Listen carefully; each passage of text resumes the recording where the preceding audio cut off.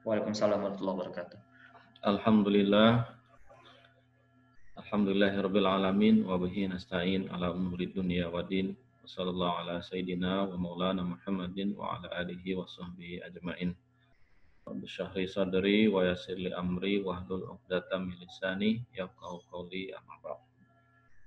Alhamdulillah segala puji dan syukur kita panjatkan kehadirat Allah Subhanahu wa taala atas segala rahmat dan karunia-Nya, sehingga pada hari yang baik ini kita dapat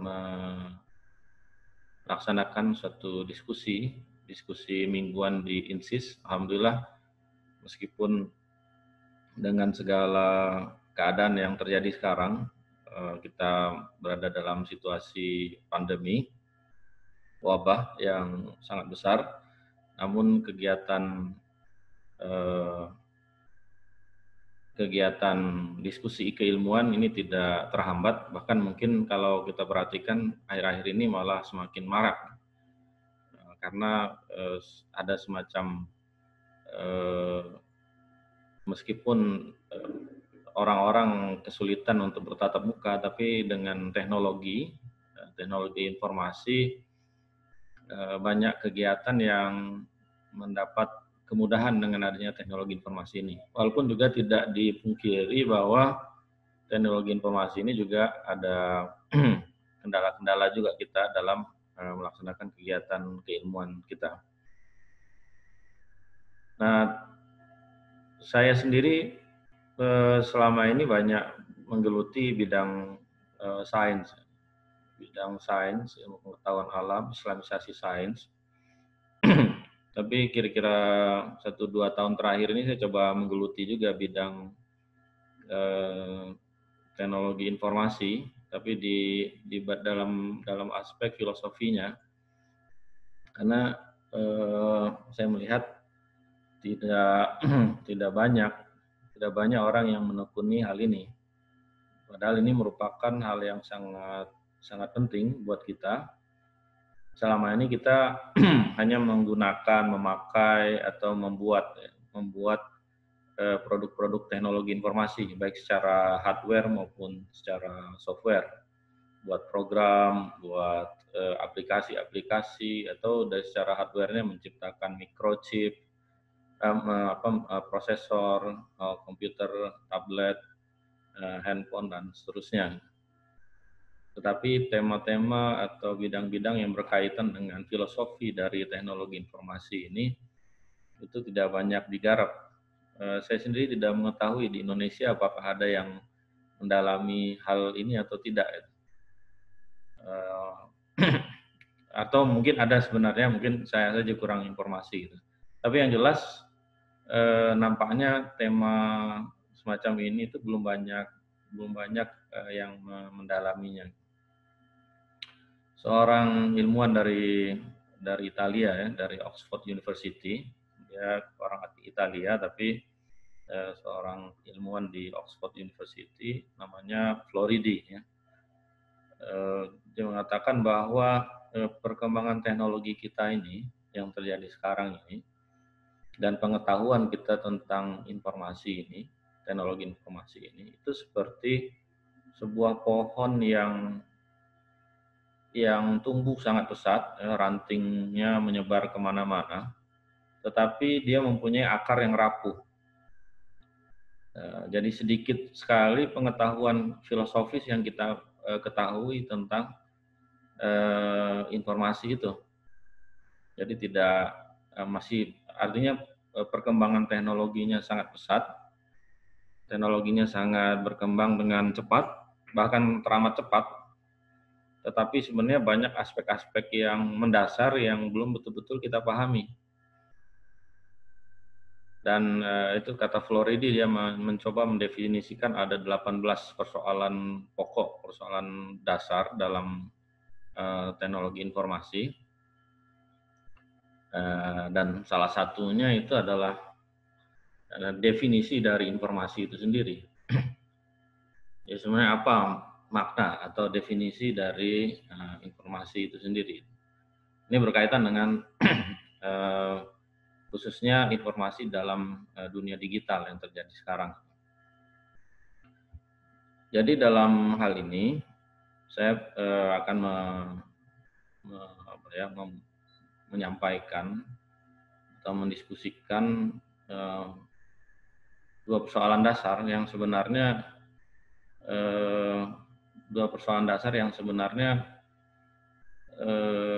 cukup luas sebenarnya kalau kita bahas, tapi mudah-mudahan dengan waktu yang singkat ini kita bisa mendapat suatu gambaran umumnya lah, gambaran umum mengenai hal ini. Nah, sebelum kita masuk ke dua persoalan dasar itu, tadi dua persoalan dasar itu adalah masalah definisi atau makna dari informasi itu. Kemudian yang kedua adalah tentang persoalan-persoalan epistemologi dari informasi. Nah, sedikit sebagai pengantar ya. Jadi ini mengapa informasi ini penting? Karena kita hidup di zaman informasi. Istilah zaman information age ya. Information age ini sebenarnya dipopulerkan oleh Alvin Toffler ya, dalam bukunya The Third Wave ya. Future Shock, The Third Wave ya, gelombang ketiga. Jadi kita sekarang orang sudah sepakat lah mengatakan bahwa kita hidup di era informasi, dan tanda yang paling penting dari era informasi itu ya ini penggunaan secara ekstensif informasi ya, berkenaan dengan keberadaan teknologi informasi. Nah, kalau kita bicara teknologi informasi sebenarnya luas ya. Jadi telepon, televisi itu teknologi informasi. Kemudian telegram itu teknologi informasi sebenarnya. Tapi perspektif kita sekarang teknologi informasi itu lebih kepada keberadaan internet sebenarnya. Dan memang keberadaan internet itu memang membuat perubahan atau membuat perbedaan yang signifikan dengan kehidupan kita di masa lalu. Saya sendiri tidak bisa membayangkan ya 20 tahun yang lalu saya bisa membayangkan keadaan hidup kita seperti sekarang ini ya, di mana kita bisa berinteraksi seperti ini misalnya melalui komputer melalui menggunakan internet. 20 atau 30 tahun yang lalu kita tidak bisa membayangkan bahwa setiap orang itu punya handphone, punya telepon yang dia bawa kemana-mana. Paling mungkin bayangannya kalau nonton film Star Trek lah misalnya. Saya dulu termasuk penggemar film Star Trek. Saya tungguin tuh kalau tayang di RCTI dulu. Tahun berapa itu ya film Star Trek itu? Mungkin tahun 90-an. Tahun 90-an awal. Nah, itu kalau kita coba membayang-bayangkan gitu ya, mungkin terbayang dari menonton film seperti itu. Tapi kita tidak membayangkan bahwa kita akan mengalami hal semacam itu, di mana seperti kita dalam komunikasi begitu semua melalui handphone kita bisa lakukan komunikasi kepada siapapun di seluruh dunia ini. Nah, ada baiknya mungkin sedikit kita melihat gambaran ya betapa pesatnya perkembangan teknologi informasi ini, dan tentu saja dengan ledakan informasi ya. Tadi moderator mengatakan bahwa ada ledakan informasi, bukan ledakan ilmu tapi ledakan informasi, dan itu memang betul ya. Kalau kita perhatikan data-data itu seperti suatu ledakan gitu ya. Suatu ledakan itu kan seperti suatu perkembangan yang sangat pesat dalam waktu singkat. Nah, ini perhitungan dari satu perusahaan IT di Amerika tahun 2017. Itu katanya data yang dihasilkan setiap hari ya saat ini itu sekitar 2,5 kali 10 pangkat 18 ya. 2,5 kali 10 pangkat 18 itu 2,5 kuintiliun kalau tidak salah istilahnya. Jadi ini jumlah data ya, maksudnya bukan dari sisi byte-nya ya, bukan sisi megabyte, tetapi ini set data gitu ya, 2,5 kali 10 pangkat 18. Oh maaf, ini satuan byte ini saya rasa, satuan byte. Ya 2,5 kali 10 pangkat 18. Kemudian nah ini yang menarik ya. Jadi kata Domo ini itu dalam 2 tahun ya, artinya dari tahun 2015 sampai 2017 itu 90% data internet itu diproduksi hanya dalam jangka waktu 2 tahun. Jadi perkembangan data itu sangat 90% data yang ada di internet itu diproduksi hanya dalam jangka waktu 2 tahun saja. 90% data yang ada sekarang. Pada tahun 2017 itu.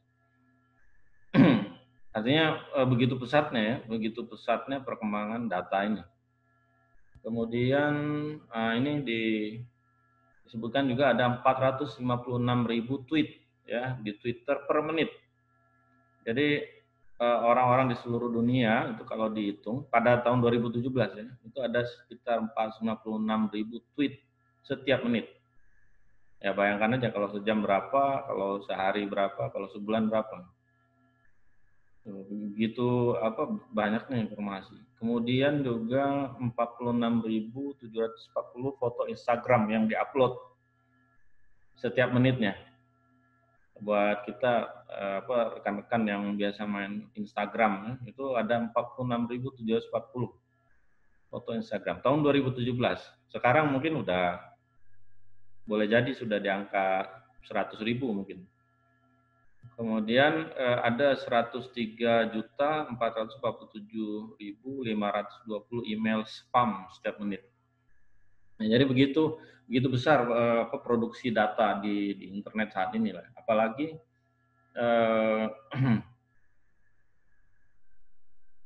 produksi data itu bukan lagi hanya dilakukan oleh perusahaan atau lembaga-lembaga pemerintah, gitu. Tapi sekarang setiap orang memproduksi data. Jadi setiap kita membuat WA ya, menulis teks di WA atau mengupload foto kita di Facebook atau di Instagram, itu sebenarnya kita memproduksi data. Dan itu bayangkan itu pertambahan data setiap hari itu luar biasa banyaknya. Ya. Nah, kemudian ini ada satu istilah yang dipopulerkan oleh Floridi. Dia katakan the digital cleaving power, ya. Digital cleaving power. To cleave itu artinya menyatukan atau memisahkan. Jadi cleave ini punya dua makna yang bertolak belakang. Ya. To cleave itu artinya menyatukan atau juga memisahkan. Jadi bisa bermakna dua. Nah, kata Floridi itu dia katakan teknologi digital ini punya suatu kekuatan yang disebut dengan cleaving power. Jadi kemampuan untuk memisahkan dua hal yang dulunya bersatu atau menyatukan dua hal yang dulunya terpisah. Ya, jadi artinya dia bisa memisahkan dua hal yang tadinya merupakan satu kesatuan atau dia menyatukan ya dua hal yang dulunya terpisah. Nah, itu namanya cleaving power. Jadi Floridi ini membuat satu paper tersendiri untuk membahas mengenai hal ini untuk menunjukkan suatu perubahan dalam kehidupan kita berkenaan dengan kemunculan atau semakin berkembangnya teknologi digital. Nah, ini seperti misalnya dia katakan antara presence dengan location, antara kehadiran kita dengan lokasi. Dulu kita membayangkan orang itu hadir, itu pasti ada lokasinya gitu. Jadi kita membayangkan orang itu ada atau tidak ada, itu ada tempatnya. Misalnya seseorang itu ada di sekolah, ada di kantor, ada di pasar. Berarti di keberadaannya itu itu sejalan dengan lokasi, ya di pasar. Di pasar itu kan lokasi, di kantor itu lokasi kantor, di rumah, di sekolah itu lokasi. Jadi keberadaan kita itu dengan lokasi kita itu merupakan satu kesatuan yang tidak dipisahkan gitu. Jadi orang itu tidak ada kalau itu tidak ada di lokasi itu. Misalnya kita tidak ada di sekolah, kita tidak berada di sekolah atau tidak berada di kampus misalnya. Nah itu artinya kita tidak ada di kampus gitu, tidak ada di kampus. Nah sekarang dengan teknologi informasi, presence and location ini, kehadiran seseorang dan lokasinya itu menjadi terpisah. Jadi orang itu ada, itu bukan lagi dilihat dari lokasinya. Seperti misalnya begini, ya, seperti kita dalam diskusi ini dengan menggunakan teknologi informasi dengan aplikasi Zoom, ini keberadaan kita lagi tidak lagi mementingkan lokasi kita di mana. Jadi ada yang di Jakarta, ada yang di Bandung, ada yang di daerah lain misalnya. Itu tidak penting lagi dia ada di Jakarta atau dia berada di Amsterdam atau berada di Shanghai misalnya, tidak penting. Tapi dia hadir gitu. Hadir tapi melalui teknologi informasi. Jadi presence and location ini dua hal yang dulunya menyatu. Jadi sekarang dengan adanya teknologi informasi itu tidak lagi menjadi suatu hal yang merupakan satu kesatuan. Dia sudah terpisah. Ya, presence, kehadiran itu tidak lagi ada sangkut paut dengan location. Nah, ini kata Floridi itu yang dia sebut sebagai digital living power gitu. Sebenarnya ada beberapa ya, seperti misalnya usage and ownership, antara penggunaan sesuatu dengan kepemilikan. Dulu kita menggunakan sesuatu yang kita miliki, kebanyakan kita perspektif kita ketika kita menggunakan sesuatu itu adalah apa yang kita punyai, barang yang kita miliki, ya. Atau paling kurang kita menyewa lah, ya. Menyewa itu kan kepemilikan sementara. Nah, jadi penggunaan sesuatu objek itu harus merupakan satu kesatuan dengan kepemilikan. Tapi ternyata sekarang dengan adanya teknologi informasi, ya kita bisa menggunakan apa yang bukan milik kita.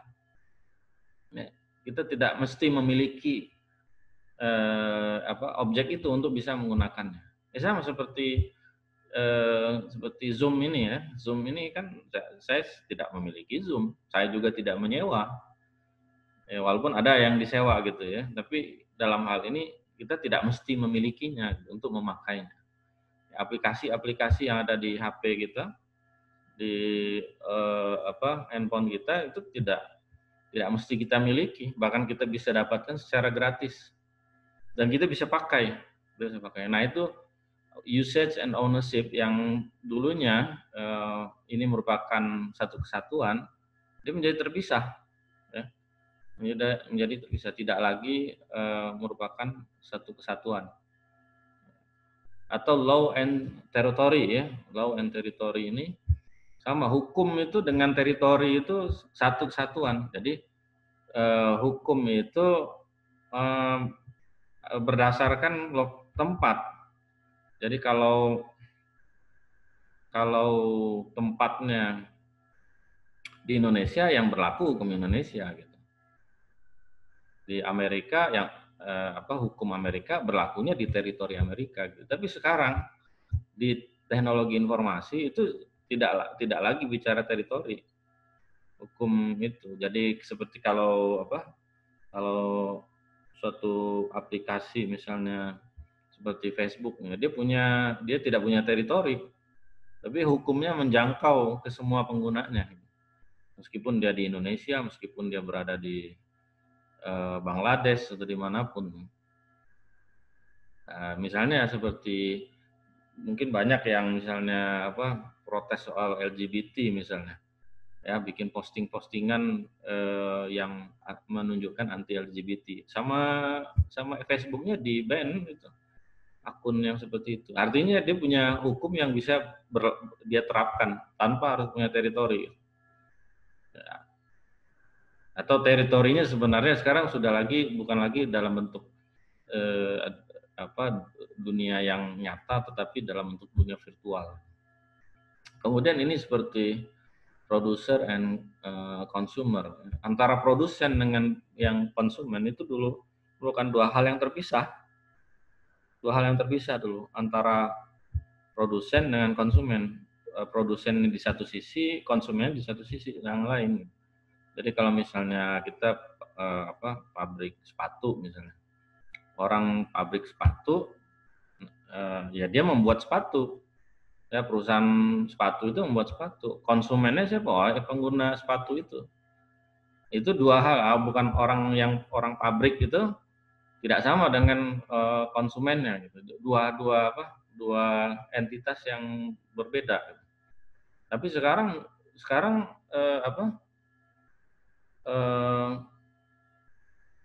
produsen dan konsumen itu berada di sisi yang sama. Seperti misalnya kayak kita bikin konten YouTube misalnya. Kita bikin konten YouTube. Nah, kita kan pengguna YouTube, tapi juga kita produsen dari YouTube itu sendiri. Jadi ada sekarang kecenderungan atau suatu produk teknologi informasi itu yang dia si konsumennya itu terlibat dalam produksi produk itu. Seperti YouTube itulah, ya YouTube itu kan kita pakai, kita kan pengguna konsumen, tapi kita juga membuat di situ. Jadi dia berada di dua sisi tidak lagi dipisahkan gitu antara sisi produsen dan konsumen, dia sudah menyatu, sudah campur baur di situ. Atau seperti Wikipedia ya. Wikipedia itu kan si konsumennya terlibat dalam pembuatan Wikipedia itu. Nah, itu jadi ini dua hal yang tadinya terpisah menjadi satu. Nah, itu beberapa contoh living power yang disampaikan oleh Floridi. Nah, ini tadi dua permasalahan yang saya sampaikan tadi, yaitu tentang makna informasi dan epistemologi informasi. Ini dua hal dua hal pokok, ya, dua hal yang mendasar yang ingin kita diskusikan pada kesempatan kali ini. Nah, makna informasi. Nah, sebenarnya kalau kita bicara informasi, pikiran kita biasanya langsung mengarah kepada kabar, artinya berita. Seperti misalnya di koran misalnya ada informasi tentang penerimaan siswa baru atau informasi tentang banjir, tentang keadaan ekonomi gitu. Itu informasi berita. Gitu. Secara tradisional kita memang ketika kita mendengar kata informasi, selalu pikiran kita mengarah kepada apa yang kita pahami sebagai berita, sebagai kabar. Itu biasanya kita memaknai informasi seperti itu. Tapi sebenarnya informasi itu jauh lebih luas daripada sekedar kabar dan berita. Ya, dan bahkan sebenarnya para ilmuwan itu sampai pada kesimpulan sebenarnya, atau bukan sampai pada kesimpulan lah, artinya mereka belum punya konsensus, belum punya kesepakatan sebenarnya informasi itu apa sih sebenarnya, ya, karena penggunaan istilah informasi ini itu dia digunakan dalam berbagai macam bidang, berbagai macam bidang yang berbeda-beda, sehingga sebenarnya pengertian informasi itu tidak tunggal, dia punya banyak pengertian. Nah, ini yang dikatakan oleh Claude Shannon, ya, seorang yang kalau di dalam teknologi informasi ya dia disebut sebagai pencetus teori matematika komunikasi, ya. Ini berkaitan dengan sebagai dasar dari teknologi informasi. Jadi dia katakan it is hardly to be expected that a single concept of information would satisfactorily account for the numerous possible applications of this general field. Artinya bahwa tidak ini adalah sangat sulit gitu, kita mengharapkan ada suatu konsep tunggal tentang informasi. Jadi kita tidak bisa mengharapkan ada suatu gagasan yang tunggal tentang apa itu informasi.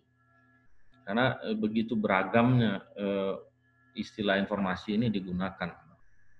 Ini sama lah kalau kita bicara tentang konsep ilmu ya. Konsep ilmu itu ilmu itu sendiri atau pengetahuan itu sebenarnya sangat sulit kita menemukan definisi tunggalnya. Hampir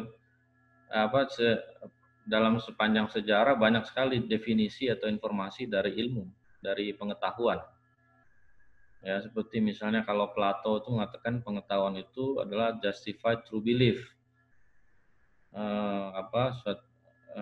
Kepercayaan yang mendapat pengesahan atau yang memiliki dasar, justified to true belief.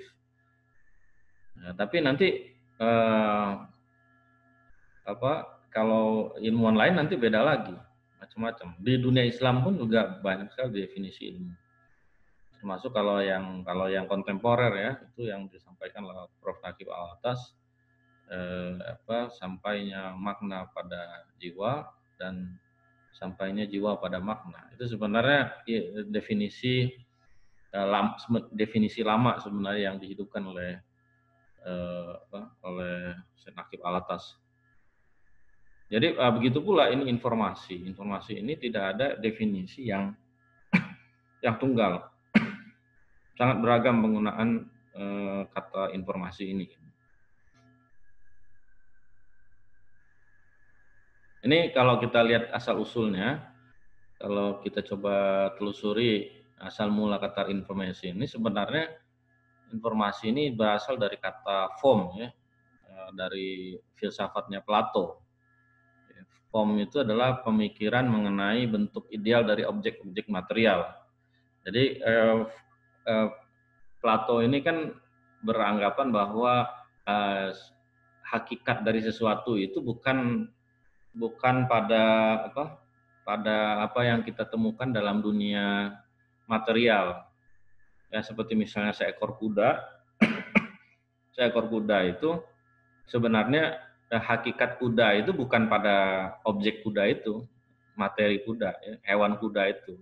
Tetapi ada satu dunia ide, ya, dunia ide, ya, dunia pemikiran yang di situ ada suatu bentuk ideal dari kuda, ya, bentuk ideal dari seekor kuda. Nah, itu yang disebut dengan form.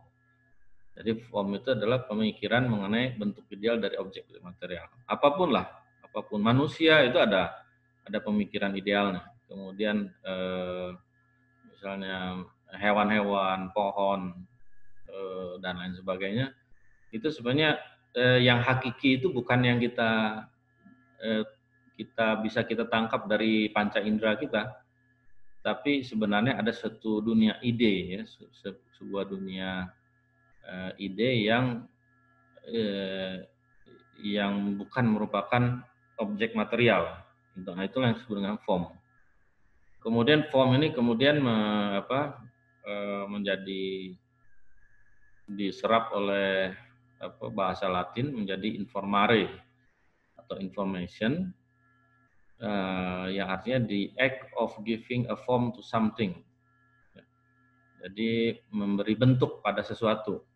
Tindakan untuk memberi bentuk pada sesuatu.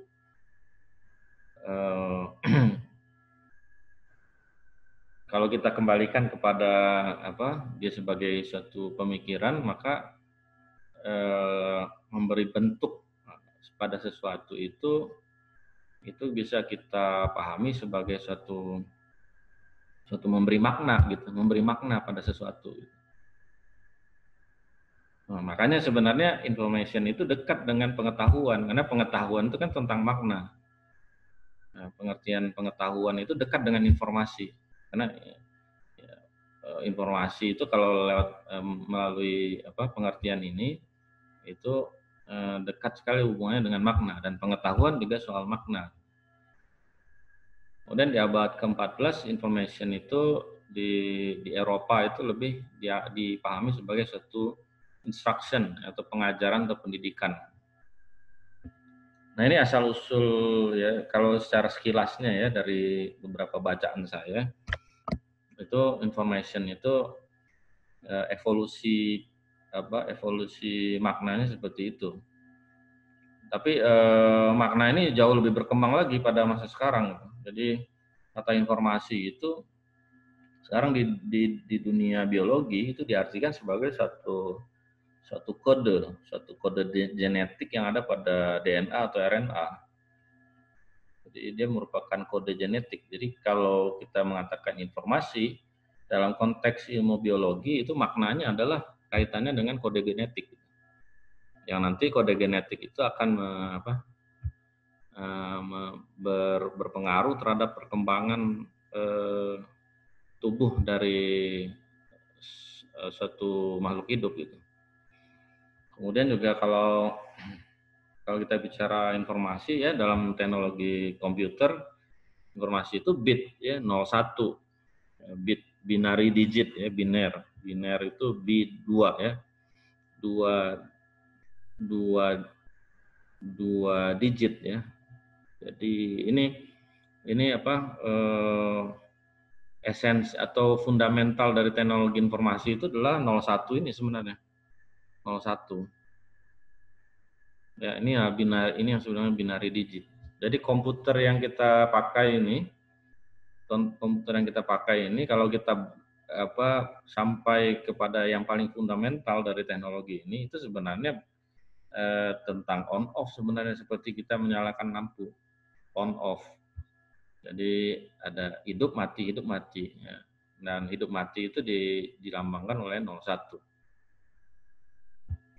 Kemudian juga kalau misalnya kita bicara pengertian lain, informasi ya kita pahami, misalnya kalau kita beli susu, kita bisa lihat bahwa dalam susu, dalam kemasan susu itu ada komposisinya apa, kandungan gizinya apa, kemudian expire date-nya kapan. Nah, itu juga kita pahami itu sebagai informasi. Nah, ini juga sebenarnya kalau misalnya contoh lain, misalnya informasi juga bermakna kalau kita melihat suatu tanda-tanda yang melalui tanda-tanda itu kita dapat menyimpulkan sesuatu. Misalnya seperti misalnya ini tree ring ya. Tree ring ini lingkaran pohon. Lingkaran pohon. Di dalam lingkaran pohon itu kalau kita belah pohonnya itu secara melintang, ini nanti kita akan lihat lingkaran-lingkaran seperti ini. Nah, lingkaran-lingkaran ini kan memberi informasi sebenarnya, memberi informasi tentang keadaan lingkungan yang ada di pohon itu, atau sejarah lingkungan yang berada di sekitar pohon itu sendiri. Kalau misalnya dia sedang ketika musim hujan, biasanya lingkaran pohonnya lebih tebal karena pertumbuhan pohonnya menjadi semakin cepat ya. Karena kebutuhan nutrisi, kebutuhan airnya sangat terpenuhi karena airnya banyak gitu. Tapi pada dry season ini cenderung lingkaran pohonnya biasanya lebih tipis. Nah, jadi orang tuh bisa melihat dari tree ring dari sebuah pohon itu bisa menggambarkan keadaan lingkungan dari pohon itu.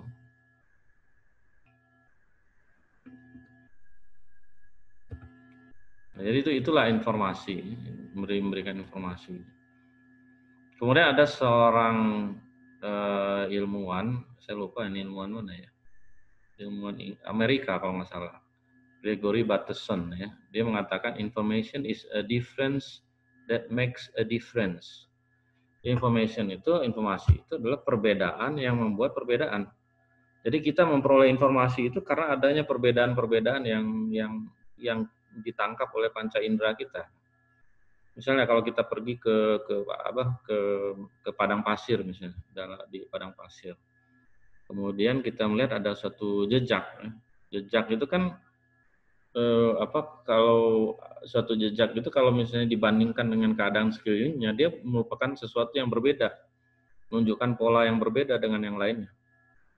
Dan perbedaan yang dianggap sebagai suatu perbedaan gitu.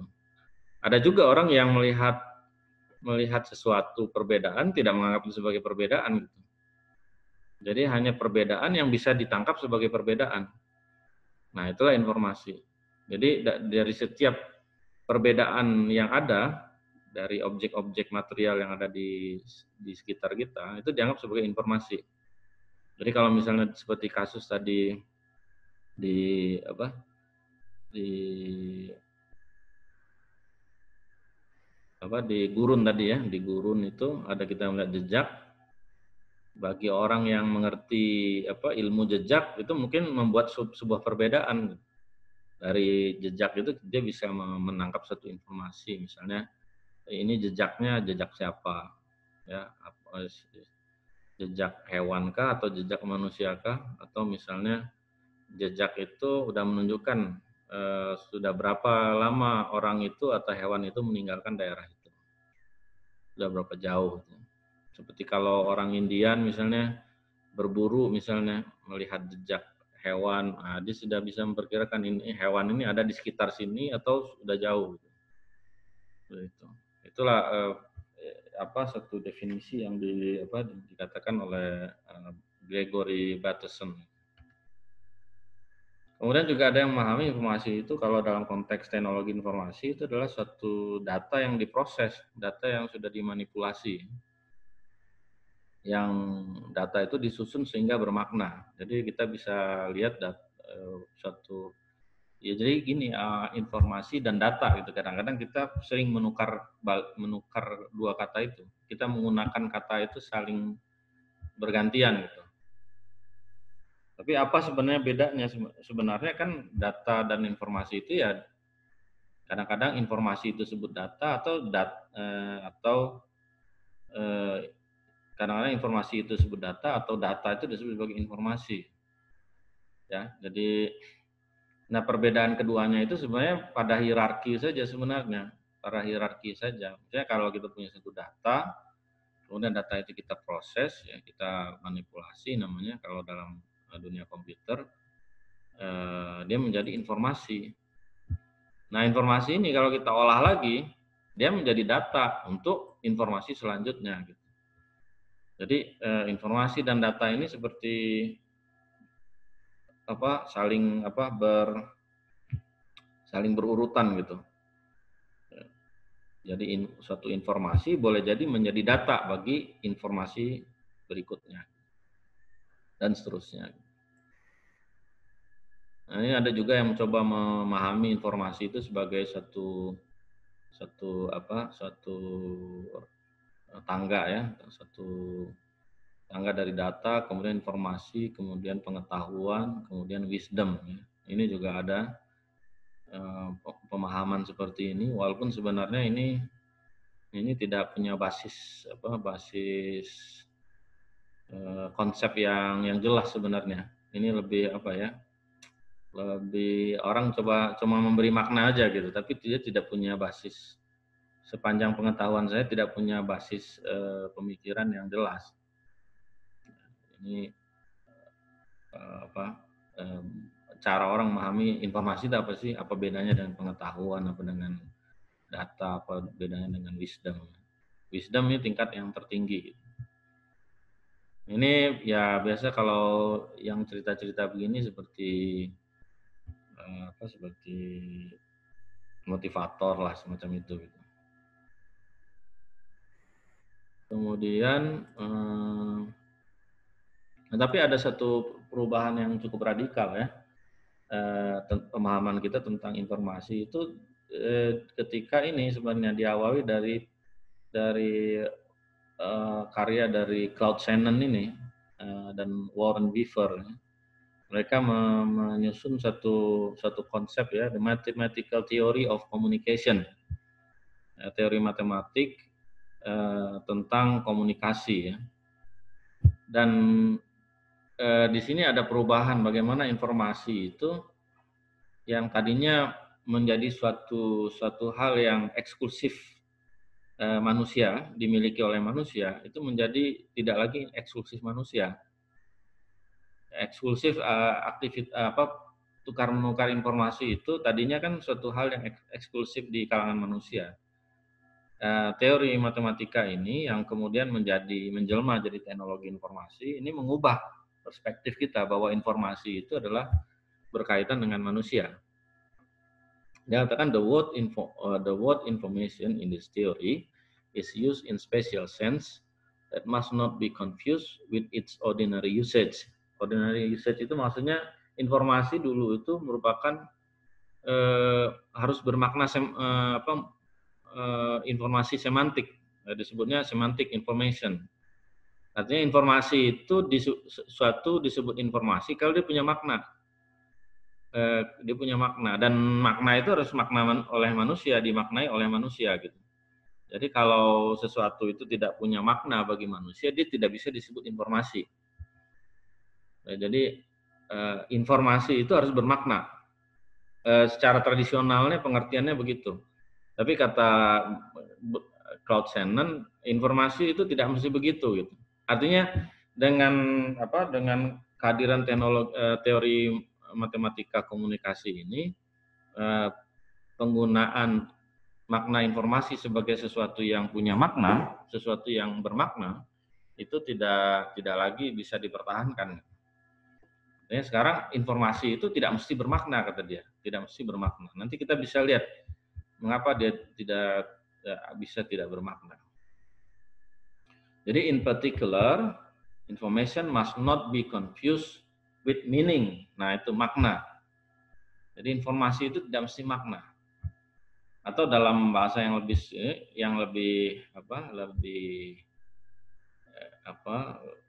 dalam lagi, kita bisa katakan informasi itu tidak mesti pengetahuan. Pengetahuan itu kan makna. Seperti yang dikatakan Prof. Nakia Otas, sampainya jiwa pada makna, itulah pengetahuan. In fact, two messages, one of which is heavily loaded with meaning and the other of which is pure nonsense, can be exactly equivalent on the present viewpoint as regards information. Jadi artinya dua pesan yang satu punya makna dan yang lainnya sama sekali tidak bermakna, itu sama saja, ya. Itu sebenarnya sama saja dari perspektif teori komunikasi ini. Dua-duanya bisa disebut sebagai informasi. Ya, misalnya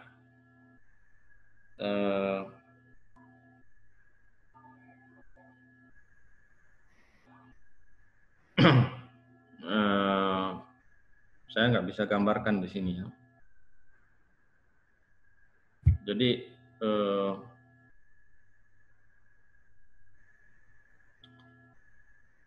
contoh misalnya kata rumah, misalnya kata rumah. Rumah itu kan huruf R, U, M, A, H ya. Disusun menurut R, U, M, A, H. Dan itu punya makna buat kita. Ya. Kalau kita ubah menjadi murah, M, U, R, A, H. Itu juga punya makna bagi kita. Atau kita ubah dengan H, A, R, U, M.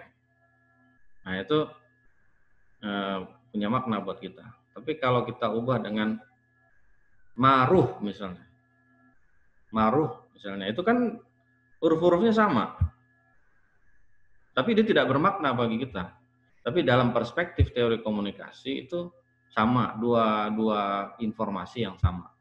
Walaupun disusun secara berbeda. Yang satu tidak bermakna, yang satu bermakna, atau yang tadi disebutkan bermakna, tapi ada juga yang tidak bermakna. Tapi dari perspektif teori komunikasi ini itu sama saja. Jadi dengan lahirnya teori komunikasi Shannon itu ada perspektif yang berubah dalam kita memahami informasi dalam konteks digital. Jadi informasi yang dulunya kontinu itu menjadi diskrit. Jadi misalnya seperti sebuah buku ya, sebuah buku. Sebenarnya kalau kita lihat sebuah buku itu kan mengandung informasi. Tapi bisa nggak kita ukur berapa banyaknya informasi dari buku itu? Tidak bisa. Tidak bisa kita mengatakan berapa banyak informasi dalam buku itu. Kalau kita sebutkan lembar ya bisa kita sebut lembar, tapi lembaran misalnya buku 100 lembar itu tidak menunjukkan banyaknya informasi. 100 lembar buku dengan hitungan lembarnya itu tidak menunjukkan banyaknya informasi. Tapi ketika kita terjemahkan dia sebagai suatu suatu file digital, maka buku itu kalau kita jadikan satu buku digital, dia bisa dihitung informasinya. Informasinya yaitu ukuran besar filenya itu. Jadi itu bagaimana perubahan dari satu objek yang tidak terukur menjadi terukur, ya, menjadi yang tidak bisa diukur, yang tidak terukur menjadi bisa diukur. Nah, kemudian yang pertama saya belum membahasnya. Jadi antara kontinu dan diskrit. Jadi ketika dia diubah menjadi digital, itu datanya menjadi diskrit. Karena data digital itu diskrit. Data digital itu diskrit. Sedangkan informasi dulu kita pahami sebagai sesuatu yang kontinu. Gitu. Jadi seperti sebuah buku ya, kita tidak bisa potong-potong itu buku menjadi sebuah dia merupakan satu kesatuan yang sambung nyambung. Tapi kalau dia masuk ke dalam satu data digital, dia bisa menjadi diskrit dan karena itu dia bisa diukur. Kemudian juga semantik ya, masalah semantik. Jadi yang kalau dulu kita informasi itu mesti bermakna, sekarang tidak mesti bermakna. Tidak mesti ya. Jadi informasi itu tidak mesti. Jadi ada yang bermakna dan ada yang tidak bermakna. Kalau dulu kita memahami informasi itu mesti sesuatu yang bermakna bagi manusia, maka dia disebut informasi. Tapi kalau tidak bermakna, maka dia tidak dianggap sebagai informasi. Nah, adanya teknologi digital ini mengubah pemahaman kita yang tadinya informasi itu menjadi haruslah bermakna, tapi sekarang tidak lagi bermakna. Contoh misalnya seperti misalnya kita punya kalau misalnya naik mobil di jalan tol. Ya, ada e-money di situ ya, kartu untuk transaksi di jalan tol. Itu informasi yang terkandung di dalam itu nggak ada maknanya buat kita, nggak bermakna, tapi dia informasi, kita memahami itu sebagai informasi. Ya, jadi komunikasi antar kartu itu dengan misalnya satu server server keuangan di satu bank misalnya itu tidak bermakna, tidak ada maknanya buat kita. Nah itu artinya bahwa informasi tidak lagi mesti semantik gitu, mempunyai sifat semantik, artinya memiliki makna. Ya apalagi dengan hadirnya di Internet of Things ini ya, jadi komunikasi itu menjadi semakin tidak lagi menjadi satu komunikasi yang bermakna bagi manusia. Karena yang berkomunikasi adalah mesin dengan mesin. Bukan lagi manusia dengan manusia, tapi komunikasinya adalah antara mesin dan mesin. Ya. Nah ini kalau kita lihat dari satu data ya, jadi bagaimana sebenarnya kalau komunikasi itu telah kalau dulu kita memahami komunikasi itu hanya antar manusia, sekarang komunikasi antar mesin itu telah berkembang sedemikian rupa, bahkan melebihi jumlah manusia sendiri. Jadi di tahun 2020 ini diperkirakan itu ada 50 miliar connected device ya, artinya mesin-mesin yang terhubung di dalam internet. Sementara jumlah manusianya sendiri hanya 7,6 juta. ya, jumlah manusianya sendiri hanya 7,6 juta jiwa yang saling berkomunikasi. Tetapi komunikasi antar mesin sendiri sudah mencapai, perangkatnya ada 50 miliar. 7,6 miliar ya, ini maaf, 7,6 billion ya, ini miliar. Nah, komunikasi di antar mesin sendiri sudah mencapai 50 miliar.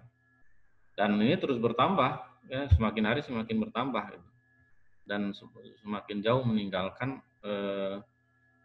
angka populasi manusia. Artinya apa? Artinya bahwa komunikasi itu sudah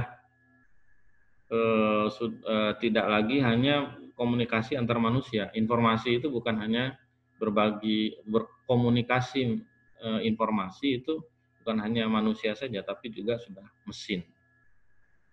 Ya, bahkan mesin lebih banyak daripada komunikasi antar manusia. Nah, ini beberapa ya, pada akhirnya ya,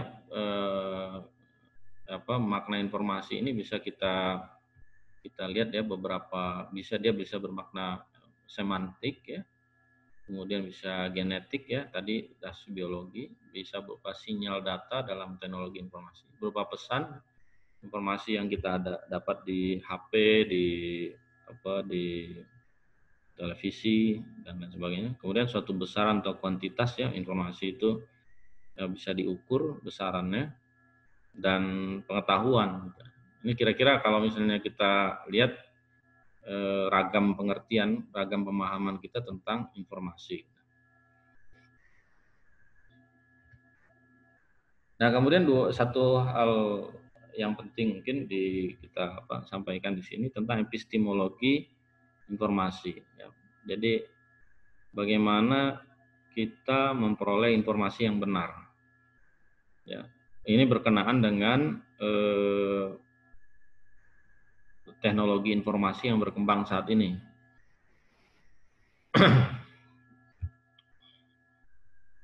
Jadi ada satu ungkapan saya temukan di internet, entah siapa yang menulis ini. Jadi if it is on the internet, then it must be true. Jadi jika kita menemukan satu informasi di internet, maka itu pasti benar. Ini entah bercanda atau serius gitu ya, tapi ada kebenaran juga gitu. Sekarang itu orang suka menilai atau menilai sesuatu itu benar atau salah dari apakah dia ada di internet atau tidak gitu. Kalau dia ada di internet ya berarti dia ada. Ya.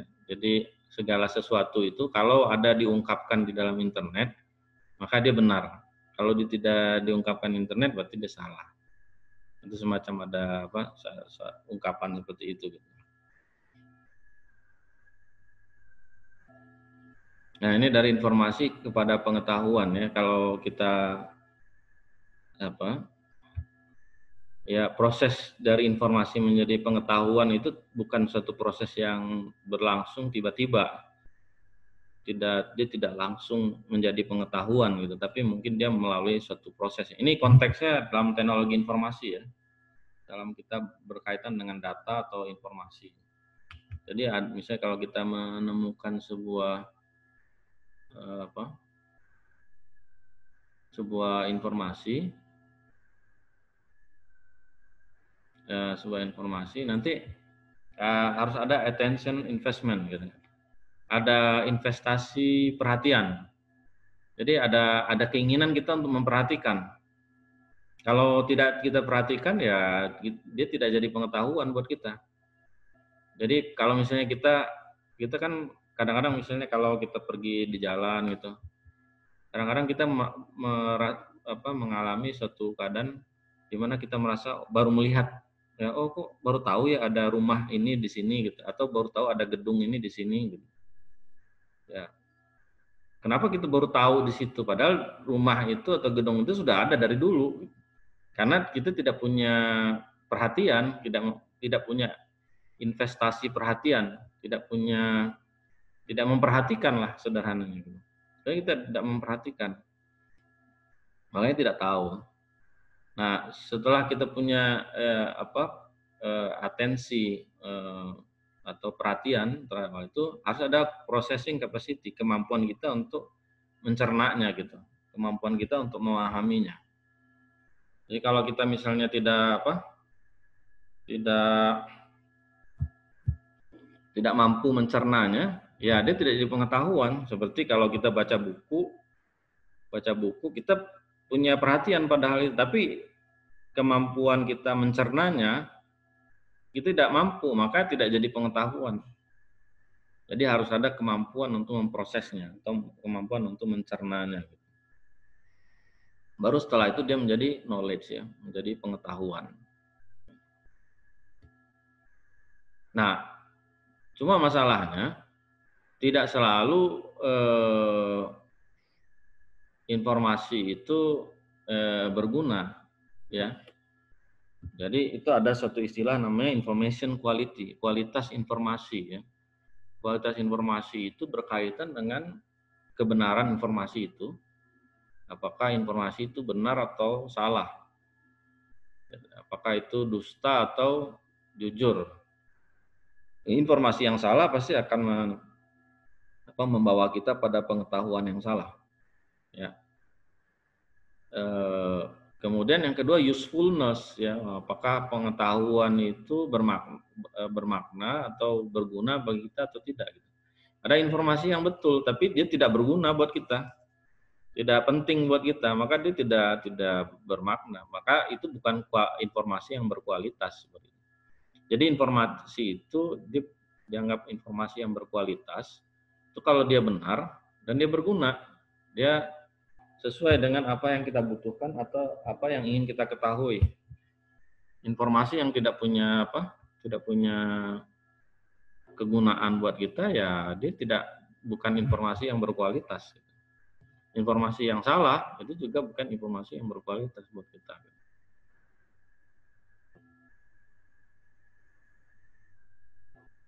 Nah, berkaitan dengan truthfulness tadi, berkaitan dengan kebenaran informasi itu, ya, ada situasi yang sekarang berkembang ya, yang disebut dengan misinformasi dan disinformasi. Misinformation dan disinformation.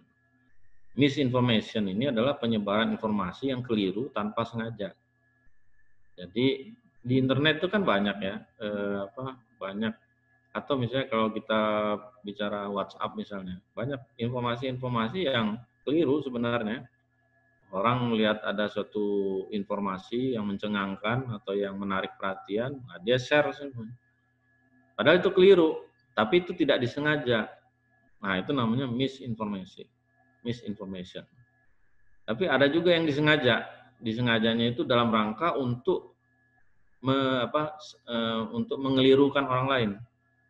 Dia disengaja untuk membuat salah paham, membuat orang lain tersesat atau keliru dengan penyebaran informasi itu. Nah, itu namanya disinformasi. Nah, ini problem yang sangat banyak kita temukan sekarang ya, bahkan cenderung semakin besar, semakin berkembang, semakin mewabah ya, sifat-sifat misinformasi dan disinformasi ini. Dan itu berbahaya untuk pengetahuan kita. Karena dia informasi itu adalah informasi yang salah. Sekarang semua orang bisa dengan hadirnya teknologi informasi ini, semua orang bisa berbagi informasi. Kalau dulu kita membuat tulisan harus melewati satu tim editor, ada seleksi dari satu koran. Ya, kalau misalnya kita punya satu tulisan, itu harus diseleksi dulu oleh korannya, harus dicek dulu oleh editornya. Ada proses-proses seleksi. Tapi sekarang tidak ada, semua orang bisa menyebarkan informasi apa saja. Tidak ada pengecekan, tidak ada otoritas yang menyeleksi informasi ini layak disebarkan atau tidak. Kalau dulu misinformasi itu cenderung sedikit karena memang orang sangat terbatas untuk bisa mengirimkan informasi. Hanya pihak-pihak tertentu saja yang bisa mengirimkan informasi. Nah, apalagi dengan disinformasi ya, sekarang dengan berbagai konflik yang ada, ini disinformasi merupakan suatu hal yang semakin wabah di dalam dunia digital.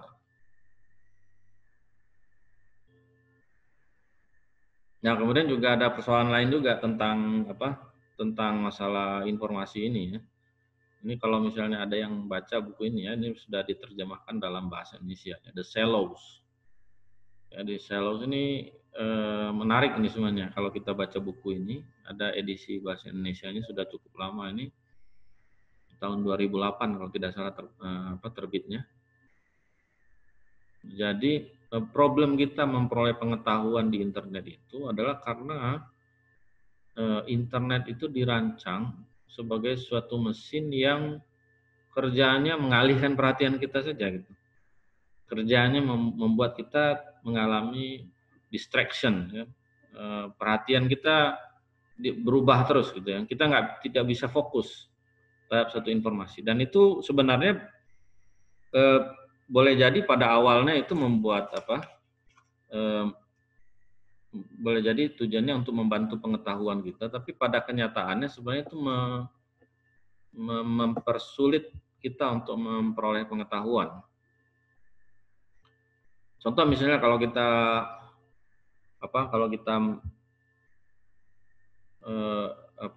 menulis membaca suatu berita di internet misalnya, itu kan ada pop up gitu ya. Pop up itu yang memancing kita untuk beralih halaman, atau ada link-link pelengkap gitu ya.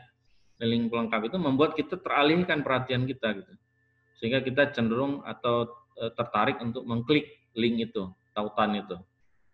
Atau misalnya ada iklan ya, lagi baca jurnal tiba-tiba muncul iklan sepatu, muncul iklan handphone gitu. Jadi teralihkan perhatian kita gitu. Apalagi sekarang makin parah sebenarnya ya. Sekarang itu segala macam itu ada iklannya gitu. Di internet itu, kalau kita buka website ada internet, buka HP semua isinya iklan. Kita mau baca berita aja itu dibuat di halamannya, nggak sebenarnya bisa dibuat satu halaman, tapi dibuat beberapa halaman supaya nanti di situ bisa disisipkan iklan, disisipkan informasi bisnis dan lain sebagainya, sehingga gitu terus menerus perhatian kita teralihkan. Jadi internet ini memang dia memiliki banyak informasi.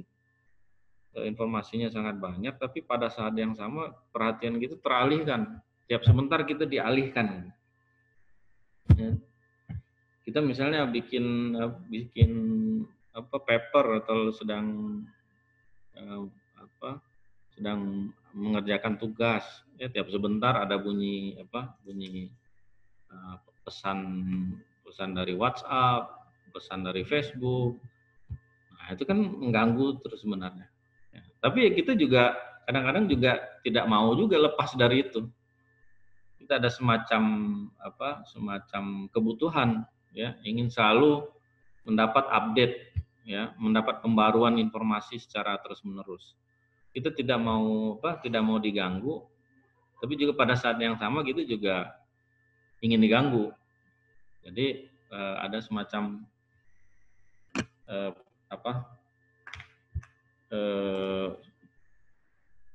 paradok di situ, tidak ingin diganggu tapi ya membuka kesempatan kita untuk diganggu. Nah, ini memang internet itu memang dia rancangannya seperti itu gitu, satu mesin yang mengalihkan perhatian kita. Kemudian ini tentang information overload ya, information overload. Jadi begitu banyak informasi yang masuk ke dalam kita. Saya sendiri kadang-kadang harus menolak bergabung dengan berbagai macam grup WhatsApp gitu. Hanya karena tidak tahan aja, karena kebanyakan informasi yang harus diterima gitu. Jadi akhirnya ya tidak mau bergabung dengan grup apapun, bukan nggak mau bergabung dengan grup apa, maksudnya membatasi gitu. Membatasi karena merasa terganggu kalau terlalu banyak. Tapi ya sebenarnya ya sama juga sih, tetap saja gitu. Di satu sisi kita nggak mau terganggu, tapi juga kita pengen juga terhubung dengan grup itu. Hanya ya itulah information overload gitu. Atau misalnya dalam dunia kerja gitu ya, dunia kerja kita harus harus banyak data yang harus kita analisis, banyak informasi yang harus kita telaah untuk membuat keputusan atau dalam menjalankan tugas kita gitu. Dan itu menimbulkan keadaan stres, keadaan orang merasa tertekan, itu bisa timbul dari hal semacam itu gitu. Ya, saya sendiri juga, saya kalau sebagai dosen juga kan banyak informasi nih kalau dalam pekerjaan di kampus itu banyak informasi yang harus belum lagi pekerjaan administrasi yang harus dilakukan melalui internet. Wah, itu membuat kita habis waktu kita untuk itu gitu. Nah, ini information overload ini merupakan satu topik yang banyak dibahas di dalam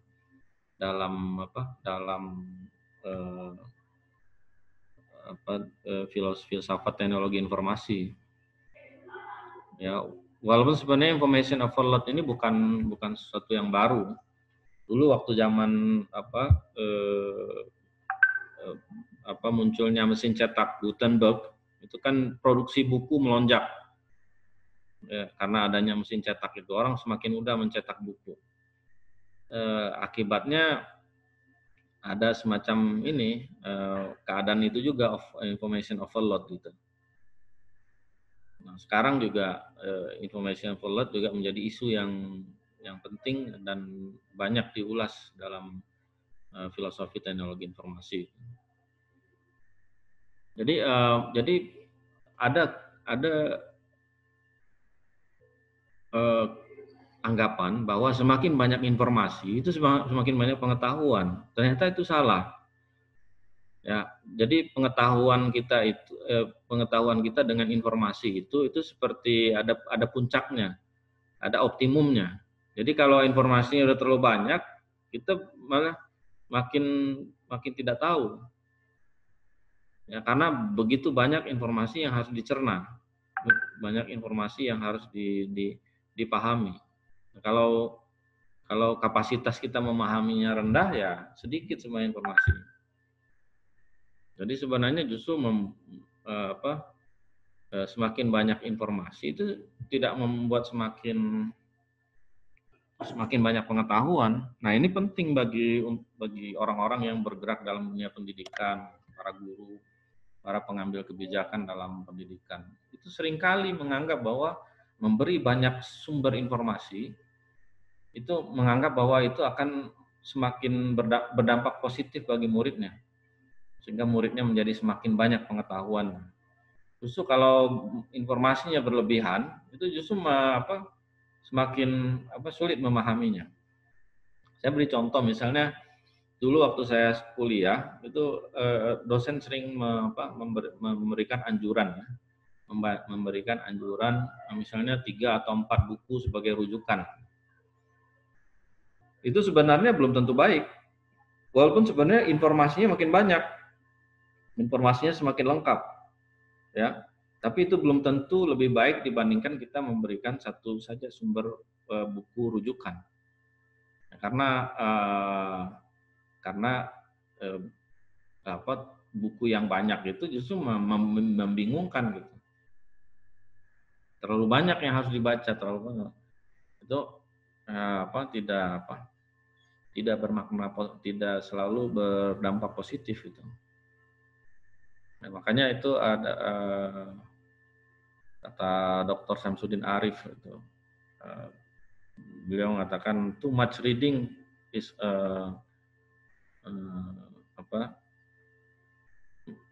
terlalu banyak membaca itu membingungkan. Jadi kita juga membaca itu pilih-pilih, jangan semua dibaca. Semua membaca, jangan dibaca. Nah, kita punya PDF banyak sekali di komputer kita. Ya, itu berapa banyak sih sebenarnya yang kita pahami? Kan sebenarnya tidak begitu, tidak selalu berdampak positif pada pengetahuan kita. Karena nggak mampu membacanya gitu. Itulah information overload itu seperti itu. Kemudian juga less effective decision. Jadi sebenarnya terlalu banyak sumber informasi, itu sebenarnya membuat kita kesulitan mengambil keputusan gitu. Mengambil keputusan. Sekarang misalnya kalau kita nonton TV aja ya, nonton TV sekarang ada berapa? Mungkin kalau televisi nasional itu ada mungkin 15 channel ya, yang bisa kita saksikan di televisi. Apalagi kalau tambah lagi ada yang langganan TV kabel misalnya, itu ketika menonton TV itu kadang-kadang nggak tahu apa yang mau ditonton jadinya, karena terlalu banyak pilihan. Coba ini, nanti pindah lagi ke mana, pindah lagi, sehingga kita tidak pernah membuat keputusan. Tidak pernah kita membuat keputusan yang efektif. Mau nonton apa sebenarnya kita? Karena begitu banyak pilihan. Ya, jadi sama juga lah seperti kita dengan internet itu, kita menonton YouTube gitu ya, misalnya YouTube, begitu banyak pilihan kita mana yang mau kita tonton. Itu sebenarnya berakibat buruk, membuat kita tidak efektif dalam membuat keputusan. Jadi terlalu banyak informasi itu tidak selalu bermanfaat, tidak selalu baik buat kita. Ya, ada konsekuensi yang yang negatif sebenarnya. Jadi nah inilah ya keadaan kita ya, kita seakan-akan memuja-muja informasi sekarang. Ada kecenderungan orang memuja-muja informasi. Informasi itu kalau kita perhatikan ya, ada semacam anggapan bahwa keterbukaan itu selalu berdampak positif atau lebih baik daripada tidak terbuka. Tidak, justru informasi yang terlalu banyak itu sebenarnya bermasalah, memberi masalah bagi kita. Iya, mungkin itu sudah saya kira mungkin itu sebagai gambaran dari diskusi kita. Walaupun mungkin ini sangat pendek-pendek ya, artinya dengan informasi yang tidak terlalu dalam, tapi sebenarnya saya sendiri mencoba memberikan gambaran tentang bahwa teknologi informasi ini sebenarnya problem-problemnya banyak sebenarnya. Ya, dan kita sangat minim, sangat jarang kita mengkaji hal-hal semacam ini, filosofinya ini. Sementara sebenarnya teknologi informasi ini berkembang semakin besar, semakin pesat, dan sebenarnya yang kita khawatirkan nanti teknologi ini makan kita gitu, bukan lagi bermanfaat bagi kita, tapi justru menghancurkan kita gitu. Ya, justru merusak kehidupan kita. Maka dari itu sebenarnya kalau kita bicara teknologi ini, kita harus punya filosofinya, harus kita mengerti filosofinya gitu. Kita harus memahami punya pemahaman yang komprehensif melalui teknologi ini. Gitu. Jadi kita jangan hanya berkutat di teknologinya saja, bikin ini, bikin itu, ya gunakan ini, gunakan itu. Nah, ini sangat sedikit orang yang mengkaji hal ini, padahal ini merupakan hal yang penting. Seperti kata Floridi di awal tadi saya kutipkan ya, kata beliau bahwa teknologi informasi ini seperti sebuah pohon yang sedang berkembang pesat, rantingnya berkembang pesat, daunnya kemana-mana gitu ya. Tapi lama-lama akan rubuh. Karena apa? Karena akarnya tidak kuat. Karena akarnya tidak kuat, dia tidak punya akar yang kuat yang menghujam ke dalam bumi itu. Nah, dikhawatirkan kita ini sibuk saja membuat teknologi, menciptakan software, membuat aplikasi-aplikasi, kemudian teknologinya semakin berkembang. Ada sekarang kalau ada 4G, ada 5G ya, bahkan udah ada penelitian sampai 6G ya. Nah, itu konsekuensi filosofisnya apa gitu. Itu tidak boleh kita abaikan gitu. Jangan hanya berkutat pada aspek teknologinya. Kita harus menyadari baik buruk dari teknologi ini ya, supaya kita bisa mengantisipasi jangan sampai teknologi ini merusak kita. Bagaimana supaya teknologi ini betul-betul bermanfaat bagi kita. Nah, itulah mungkin sedikit diskusi mengenai teknologi informasi ini. Mudah-mudahan ada manfaatnya. Saya kembalikan kepada moderator. Ya, baik Ustaz. Mohon maaf, mungkin bisa di stop share dulu. Stop share.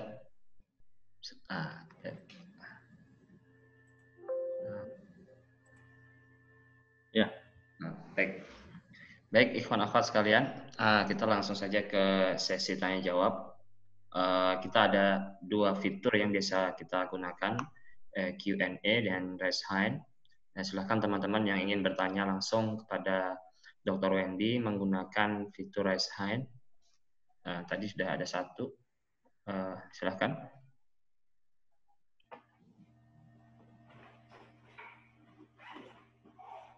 Ada.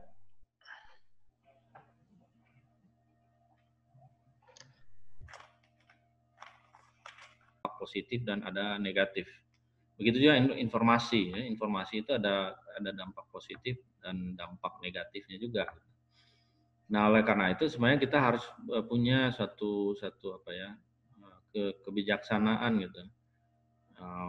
Sebenarnya bagaimana kita merancang teknologi itu atau teknologi informasi ini ya agar juga jangan terlampau terbuka atau juga jangan sampai terlalu tertutup gitu. Selalu ada batas optimumnya gitu. Jadi tentu ini harus dilihat kasus per kasus gitu. Tapi intinya adalah bahwa keterbukaan itu tidak selalu baik. Keterbukaan itu bisa bermasalah sebenarnya terlalu terbuka. Ya, atau juga pada saat di sisi lain juga terlalu tertutup itu juga tidak baik. Jadi harus ada keseimbangan gitu. Nah, di sini kita pentingnya kita membuat filosofi teknologi informasi ini adalah sebenarnya kita daerah optimalnya itu di mana gitu. Apa yang perlu terbuka, apa yang tidak perlu terbuka gitu. Ya, karena informasi itu kita jangan menganggap informasi itu semua baik. Ya, bahkan informasi yang benar pun belum tentu baik. Tidak selalu baik. Ya. Kalau informasi yang benar tapi diletakkan pada tempat yang salah itu bisa berbahaya. Bisa misalnya begini ya. Misalnya kalau misalnya suatu negara misalnya gitu ya, ada penyusup gitu ya, ada penyusup musuh menyusup ke negara itu gitu. Ya, itu tidak perlu pemerintah langsung mengumumkan bahwa ini ada musuh masuk ke wilayah kita. Justru nanti bisa menimbulkan kepanikan, menimbulkan chaos. Ya mungkin pemerintah juga mungkin buat operasi silence saja gitu, buat operasi yang senyap aja, tidak usah orang tahu, tapi dia bisa atasi gitu. Nah, jadi sama seperti juga misalnya begini ya, apalagi kalau dalam politik gitu ya, kalau kita mengatakan misalnya kalau misalnya dalam hal ekonomi misalnya diinformasikan bahwa ekonomi kita memburuk, atau misalnya kayak kondisi pangan di suatu negara kita. Misalnya kalau ternyata cadangan pangan kita hanya cukup untuk 1 bulan gitu. Ya, hanya cukup 1 bulan. Kemudian pemerintah bilang, oh kita punya cadangan pangan 6 bulan gitu ya. Padahal cuma 1 bulan gitu. Itu sebenarnya bisa dipahami gitu. Kenapa? Kalau dikasih tahu yang sebenarnya, itu bisa bisa terjadi kekacauan, bisa terjadi orang panic buying dan seterusnya. Jadi walaupun itu informasinya benar, tapi kalau misalnya diinformasikan seperti itu bisa berdampaknya bisa lebih besar gitu. Ya. Makanya kita juga harus selektif gitu ya dalam menyebarkan informasi. Itu juga tidak boleh sembarangan, tidak boleh merasa bahwa oh ini kan kebenaran harus diberitahukan. Tidak mesti, tidak selalu kebenaran itu bermanfaat untuk diberitakan. Kalau dia tidak diberitakan pada tempat yang tepat gitu. Jadi makanya ada hadis ya kalau tidak salah itu cukuplah seseorang itu dianggap sebagai pendusta kalau dia menyampaikan semua informasi yang dia terima. Ya termasuk walaupun informasinya itu benar, tapi kalau dia informasinya itu bisa berdampak buruk, itu bukan suatu hal yang baik. Itu jadi artinya sebenarnya kita perlu pilah-pilah gitu ya antara keterbukaan dengan terlalu terbuka dan terlalu tertutup, itu dua-duanya ekstrim. Kita harus tahu mana yang titik optimalnya di mana gitu. Itu penting ya gitu kita pahami. Oke. Selanjutnya dari Rina Rahmawati, Ustaz. Assalamualaikum, Ustaz. Perkenalkan saya Rina, ingin bertanya, Ustaz. Bagaimana dengan fenomena hoax? Ustaz. Ya, ya fenomena hoax ini memang ini ya problem besar sekarang ya. Yaitu karena semua orang bisa memproduksi dan menyebarluaskan informasi. Jadi kalau dulu kan kalau orang memberi informasi kan kanalnya tidak ada, salurannya lewat apa? Paling banter kan hanya bicara kepada orang lain gitu. Tapi sekarang dengan adanya teknologi informasi, kanalnya tersedia. Orang bisa menyampaikan pendapatnya secara dan bisa dibaca oleh semua orang. Ya, dengan adanya Twitter, Facebook, atau dalam bentuk yang lebih kecil dalam grup WhatsApp gitu. Orang bisa menyuarakan pendapatnya, menyuarakan pemikirannya. Dan padahal belum tentu baik, karena yang menyebarkan informasi itu mulai dari profesor sampai orang yang depresi. Jadi artinya tidak semua orang qualified menyampaikan informasi, tapi dia punya kanal untuk menyampaikan informasi itu. Nah, itu yang menjadi masalah. Termasuk juga orang-orang yang ingin membuat kerusuhan, orang-orang yang membuat onar. Ya. Nah, itu kan tadi ya, ada misinformasi dan ada disinformasi. Ada yang disebarluaskannya tanpa sengaja, ada yang memang sengaja, memang dia punya tujuan tertentu untuk itu. Nah, karena informasi itu tidak lagi diseleksi. Seperti kalau dulu koran kan ada penanggung jawab redaksinya. Dan orang harus hati-hati dalam menyebarkan informasi pada masa dulu gitu. Ketika kanal informasi itu sangat terbatas. Sebab apa? Sebab dia bisa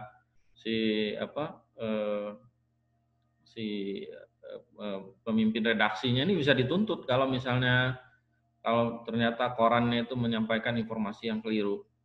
Dia bisa kena penalti dan konsekuensinya serius. Tapi sekarang orang mau menyebarkan informasi bohong lewat WA nggak ada konsekuensinya. Walaupun ada lah undang-undang ITE ya. Tapi itu daya jangkaunya masih belum terlalu jauh. Ya, orang masih bebas saja menyebarkan berita bohong. Kecuali kalau